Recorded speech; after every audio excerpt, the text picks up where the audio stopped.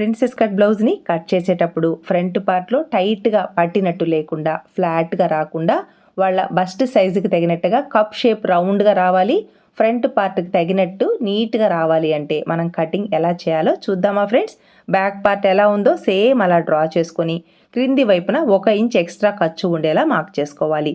Neck వెడల్పు ఎంత ఉందో మార్క్ చేసుకొని ఫ్రంట్ పార్ట్ నెక్ డీప్ని మార్క్ చేసుకోవాలి.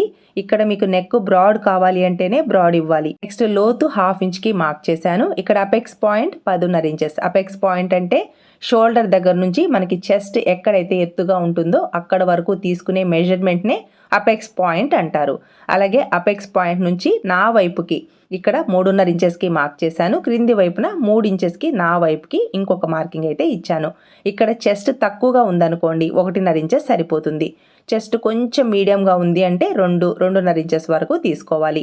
బాగా హెవీగా ఉంటే చెస్ట్ అనేది 3 లేదా 3.5 ఇంచెస్ వరకు తీసుకోవాలి.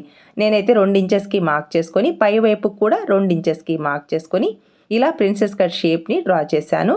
ఇలా మనకి కర్వ్డ్ స్కేల్ ఉంటుంది కదా, ఈ స్కేల్ని ప్లేస్ చేసి ఇలా కరెక్ట్గా ప్రిన్సెస్ కట్ షేప్ వచ్చేలా డ్రా చేసుకోవాలి. చంక దగ్గర వ్రింకిల్స్ రాకుండా ఉండడం కోసం 1/2 ఇంచ్ వరకు ఇలా కొంచెం కట్ చేసేయాలి. ఇక్కడ బ్యాక్ పార్ట్ కంటే ఫ్రంట్ పార్ట్ మరీ పొడవుగా రాకూడదు కదా, ఫ్రంట్ సైడ్ కానీ బ్యాక్ సైడ్ కానీ.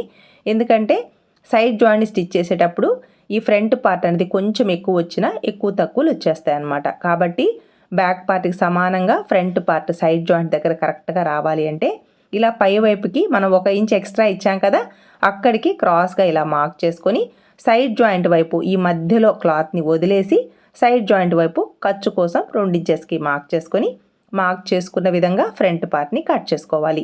ఈ ఫ్రంట్ సైడ్ హుక్స్ బెల్ట్ కాజా బెల్ట్కి గ్యాప్ అనేది రాకుండా 1/4 ఇంచ్ అనేది ఎక్స్ట్రా ఇవ్వాలి.